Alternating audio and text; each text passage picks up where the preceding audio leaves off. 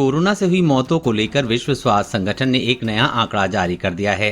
उस आंकड़े के मुताबिक पिछले 2 सालों में दुनिया में कोरोना इलाज नहीं मिलने की वजह से 1.5 करोड़ लोगों की मौत हुई है।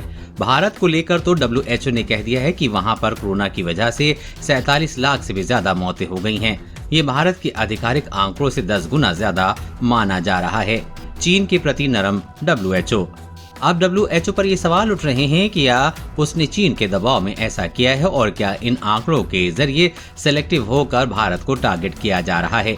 ये सवाल इसलिए उठ रहा है क्योंकि चीन ने अपने देश में कोविड के आंकड़ों को लेकर पारदर्शिता नहीं बरती, लेकिन WHO ने शुरू से लेकर अब तक चीन के आंकड़ों के सामने रेड कार्पेट बिछा रखा है और उसे नजरअंदाज किया है। वैसे WHO के आंकड़ों पर इसलिए भी विश्वास कम है क्योंकि शुरुआत से ही इस संस्था ने चीन के प्रति नरमी दिखाई है। पहली बार जब नवंबर-दिसंबर 2019 में चीन के वुहान में कोविड का संक्रमण फैला था, तब महीने भर से ज्यादा वक्त तक WHO ने कोविड को लेकर चुप्पी साधे रखी थी।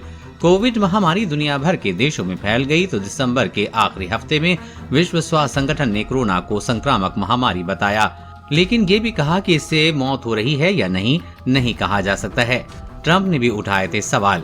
एक तरफ पूरी दुनिया में कोरोना में फैल चुका था, दूसरी ओर विश्व स्वास्थ्य संगठन को ये तक पता नहीं था कि कोविड का ये संक्रमण फैला कहां से है, मतलब महामारी की जड़ कहां थी। अमेरिका के तब के राष्ट्रपति डोनाल्ड ट्रंप ने खुलकर कहा था कि चीन के वुहान लैब से कोरोना का वायरस लीक हुआ है और तब कोरोना के वायरस के स्रोत की जांच की बात हुई थी।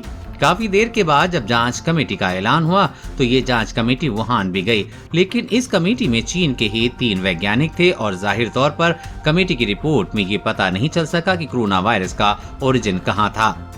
भारत की साख से ईर्ष्या। ऐसे में सवाल उठता है कि जो विश्व स्वास्थ्य संगठन आज तक कोरोना का स्रोत नहीं पता कर सका, जिस पर चीन के दबाव से काम करने का आरोप लगता रहा है, उस विश्व स्वास्थ्य संगठन के आंकड़े क्या चीन के दबाव में तो जारी नहीं किए गए हैं। भारत ने जिस तरह कोविड से लड़ाई लड़ी है, उससे दुनिया में भारत की बढ़ती साख को गिराने के लिए कहीं ये चीन के दबाव में लाया गया अवैज्ञानिक आंकड़ा तो नहीं है। कोरोना वायरस और कोरोना वैक्सीन से जुड़ी हर अपडेट पाने के लिए चैनल को सब्सक्राइब करें।